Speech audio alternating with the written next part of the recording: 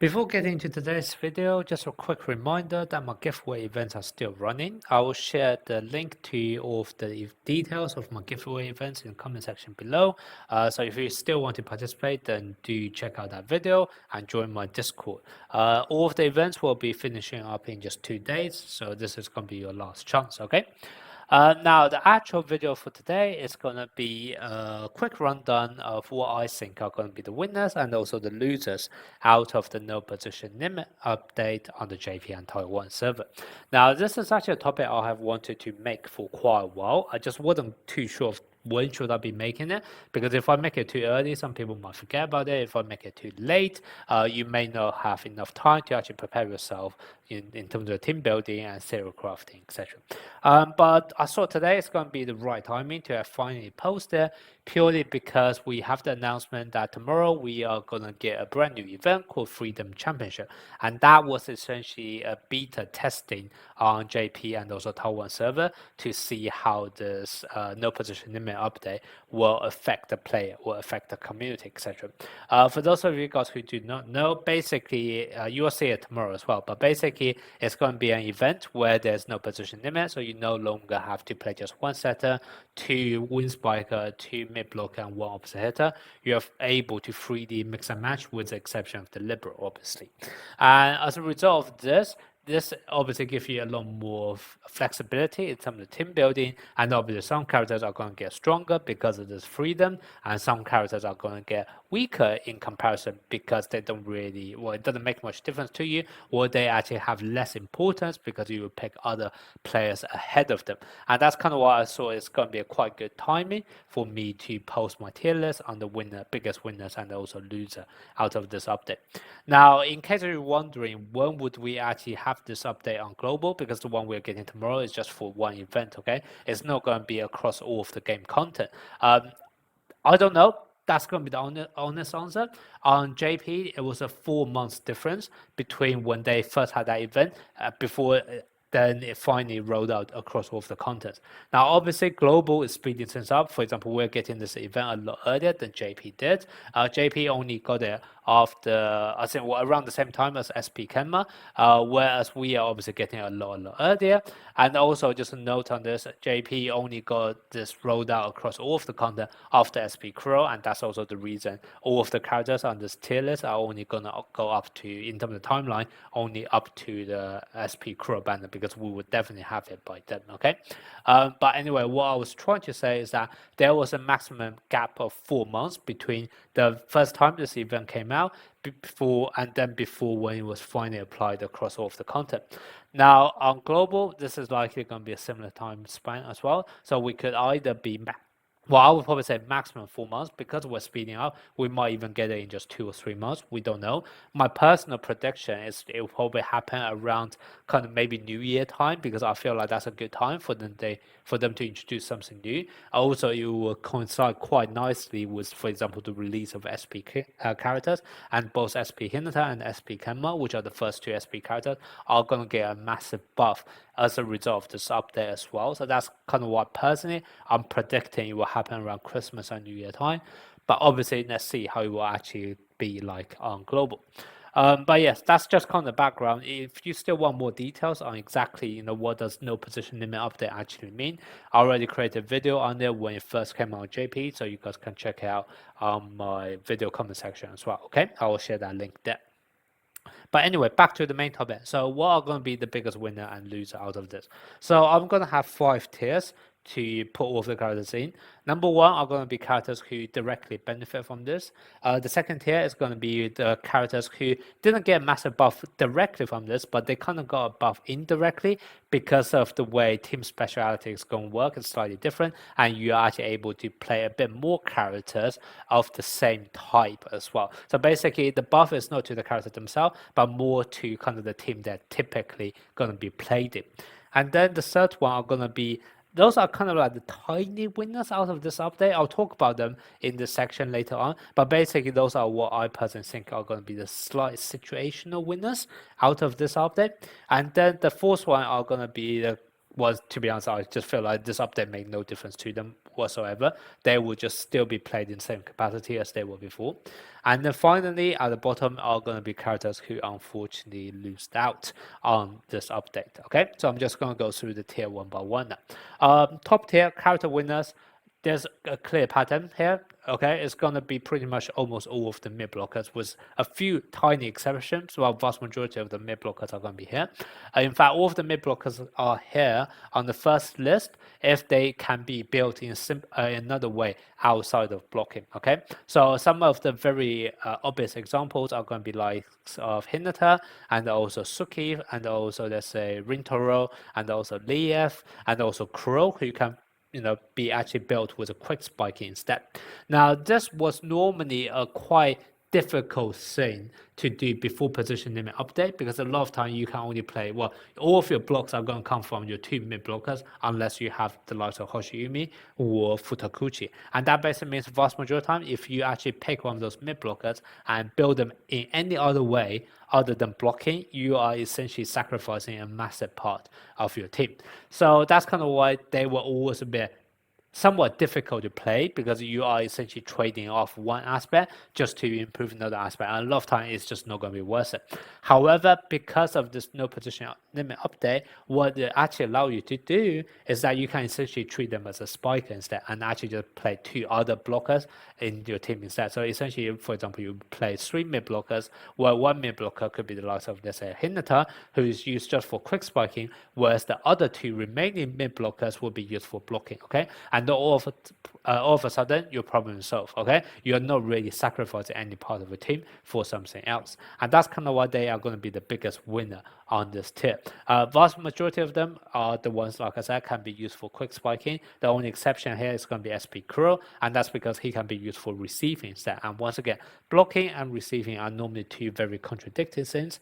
That is going to be quite annoying for you to play around without with position limit update in place. However, without position limit update, you are freely able to change your rotation, etc. And all of a sudden, SP Kuro become one of the best character in the game. Okay, so that's kind of why all of them, the one on my top tier, are going to be the biggest winner out of this update.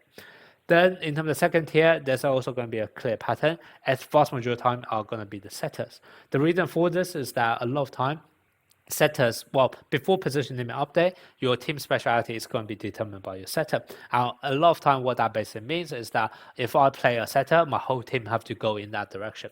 However, once position limit update is removed, you are now actually able to, for example, play multiple setters, because now the team specialty is no longer dependent on your setter specialty. It's just instead determined by the majority of characters with the same label. And that offers a lot more flexibility to your setters, because a lot of setters actually have very good buffs, and what that allows you to do is essentially play a setter in the role as like a passive buffer rather than dictating your team speciality, and that is going to be a massive thing for vast majority of the setter in this game. Okay, and that's kind of why almost like the entire first row of this team winner are going to be the very different setters.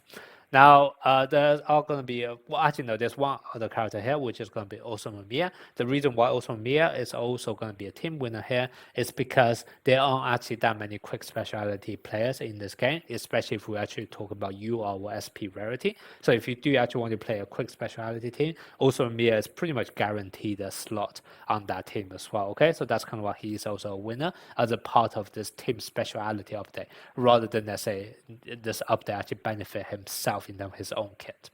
And then the last three characters on this tier of team winners are going to be characters with skills, which actually scale based on the number of characters of the same label. So basically, Aone has a passive, which is going to be stronger depending on how many block label characters there are. And Yuji and Ginjima have abilities which scale based on the number of receive type characters. Okay, so that's kind of why they are also going to effectively be winners if you actually play a certain team with multiple characters of the same speciality.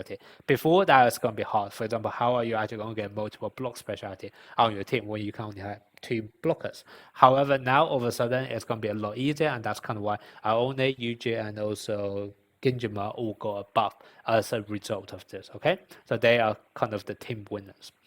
Then the next tier are going to be situational winners. The first four characters here are basic characters with two labels. I put Washio here because even though Washio is a mid blocker with quick spike as well, a lot of time you're using him mainly for blocking or just part of Fukurodani bond rather than for spiking. So that's kind of why it feels like it just doesn't make sense for me to put him for the result that you can actually build him with quick spike instead, because he just wouldn't do that. So that's kind of why I move him into this tier instead.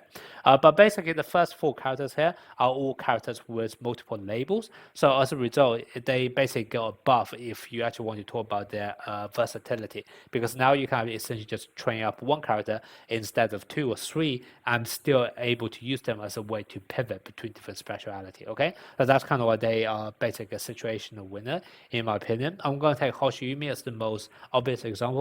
He can be used for three different specialty, and that basically makes him super versatile.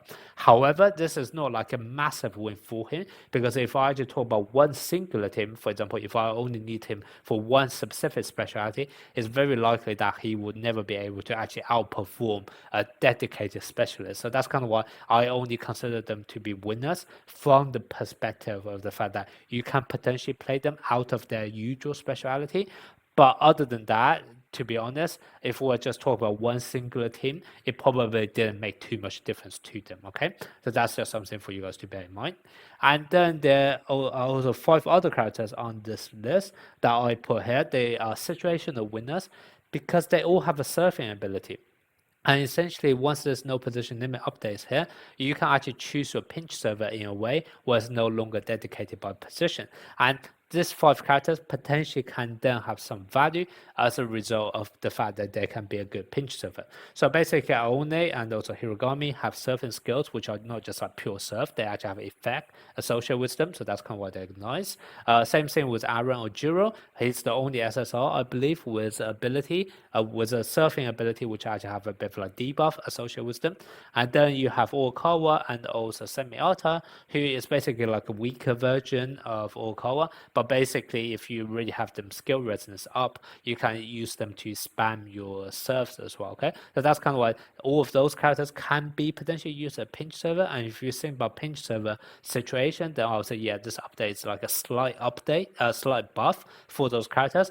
But if you actually take out of the fact that they can be used as a pinch server, I'll probably say this update didn't make any difference to them either. So that's kind of why I put those 5 characters here in the situational winner tier. And then the next tiers are going to be characters who I personally think just made no difference at all, okay? There are going to be lots of liberals here, and then lots of characters who are only of one single type of label, and that's kind of why it just didn't make much difference to them at all. The only one I'm going to call out is going to be Shirabu. The same with Shirabu is that you could potentially argue Shirabu can be put into this team winner perspective, because he is also going to be a setter with a tiny bit of a team buff if you really want to use it that way. The only thing is that there are already so many other good power setter in this game. I just don't really see any reason of why all of a sudden with this update Shirabu will see any more use than before. So that's kind of why, to me, Shirabu still didn't make any extra difference out of this update, okay? And then lastly is going to be characters who unfortunately lost out as a part of this update. And as you can see, the first 5 characters are all opposite hitters. The reason for this is that opposite hitters are always a bit weird. Previously, it was quite important because you are forced to play just one of them. So for example, Yushijima was one of the most commonly seen characters, because out of all of the opposite hitters, there are only 2 UR characters. It's either going to be him or also Mia. And basically, Yushijima is just going to be a better fit vast majority of the time. So you see Yushijima everywhere because you are forced to play one opposite hitter. However, as soon as you no longer have that position limit, then you just view all of the opposite hitter almost the same way as you view all of the other wind spikers. And then there's nothing else there to really push you having to play one of them when there are already so many good other wind spike options who can do essentially the same thing, if not better. So that's kind of why, as a result, I just felt like the entire row of opposite hitter took a massive hit as a result of this update. The only one who actually came out unharmed is going to be also Mia, but that's purely because there's just not enough quick speciality characters such that also Mia is still going to be guaranteed a spot, even if you have to play quick speciality because he's just one of the few UR character or UR or higher rarity characters who was a quick label. Okay, so that's the only reason why he's not in the bottom tier. But all of the other opposite hitter, I basically moved them as the losers out of this update. And then the last one is going to be Futakuchi. He's essentially like an even worse version of Hoshiyumi because normally his most unique role is the fact that he is the one of the two wind spiker who is actually capable of blocking.